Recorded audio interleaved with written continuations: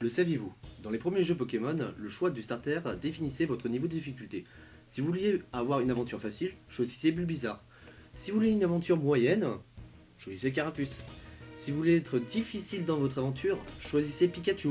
Et je vous vois venir derrière vos écrans en disant « Oh, il a oublié Salamèche !» Non, je n'ai pas oublié Salamèche, c'est juste que c'est le niveau hardcore.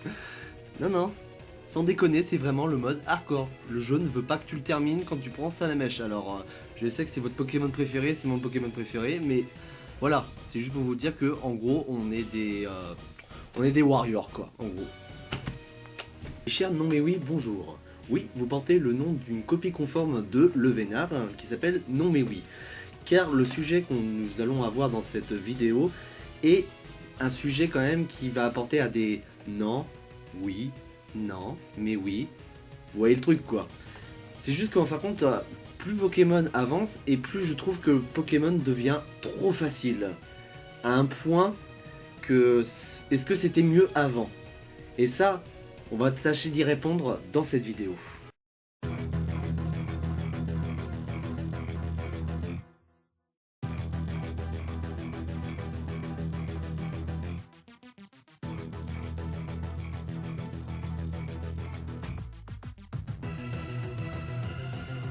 La méga évolution et la force Z.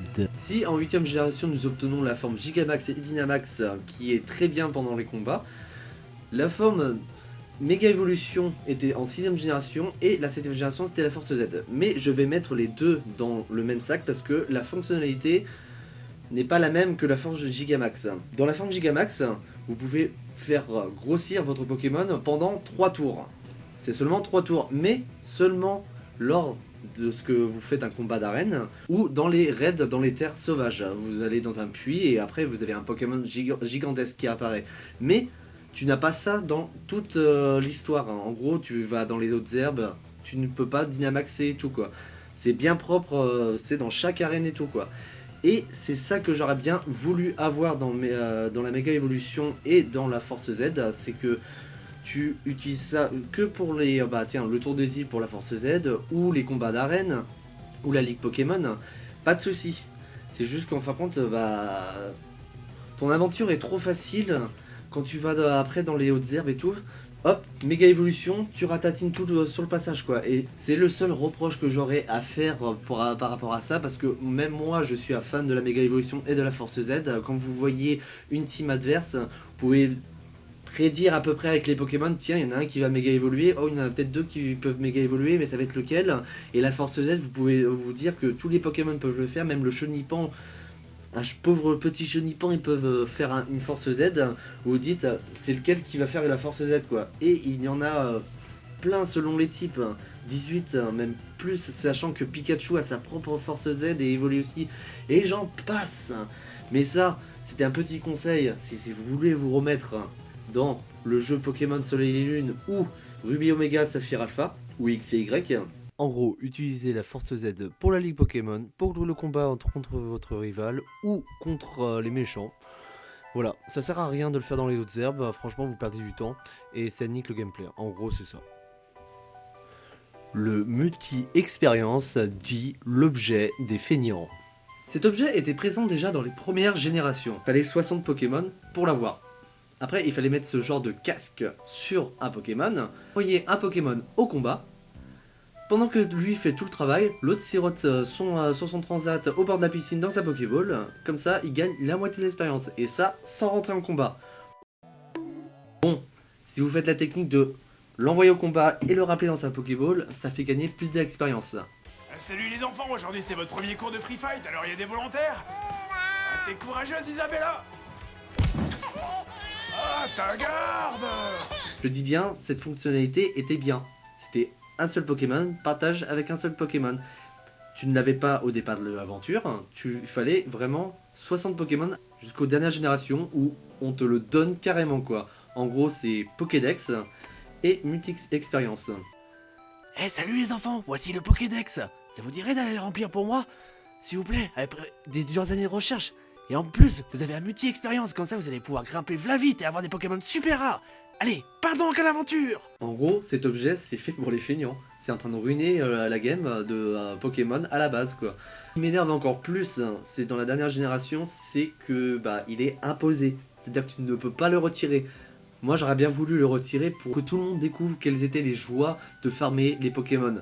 Maintenant, tu fais la méthode que je disais en première génération, plus le multi-exp, c'est bon, tous tes Pokémon, ils montent en un rien de temps, quoi.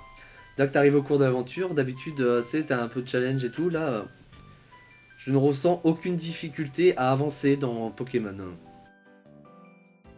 Les bonbons expérience. Alors c'est une pépite, mais c'est une pépite. Comment dire, si le multi-exp a ruiné carrément Pokémon, les bonbons expérience, elle les a carrément tués. C'est arrivé en 8ème génération.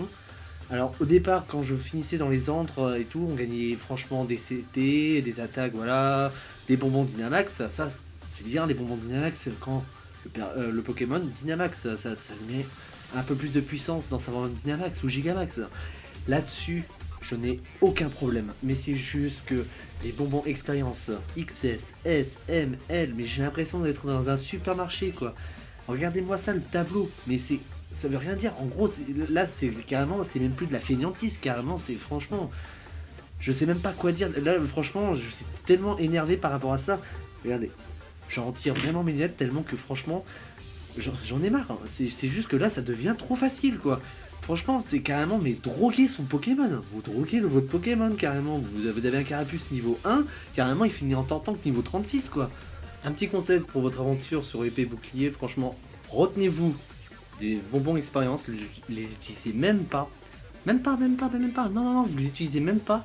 Et franchement, rien qu'avec le multi-ex, et avec les méthodes que je vous ai dit de switcher sur le Pokémon le plus faible pour revenir sur un Pokémon costaud, franchement, ça suffit largement. Juste, vous n'avez pas besoin de, franchement, hop, juste à ton sac, tu mets un bonbon expérience, et c'est reparti, allez, on monte d'un niveau, allez. En conclusion, peut-on dire que Pokémon est devenu trop facile? La réponse est oui.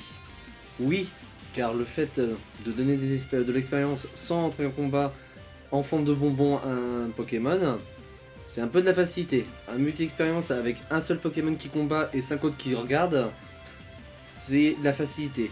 Je ne dis pas que la méga évolution, la Force Z et la Gigamax sont de la facilité, car l'issue d'un combat peut être changée selon ce que tu fais. Difficile de choisir souvent son starter, comme choisir son Pokémon. C'est normal, 898 Pokémon, il y a du choix à faire. Après, si vous êtes intéressé par d'autres formats de vidéos, et les commentaires. C'était une petite vidéo simple et rapide. N'oubliez pas d'aller checker les autres vidéos de la chaîne, car nous faisons d'autres contenus, cinéma, jeux vidéo, et n'oubliez pas, cher non mais oui, le choix appartient à soi-même. Tchuss!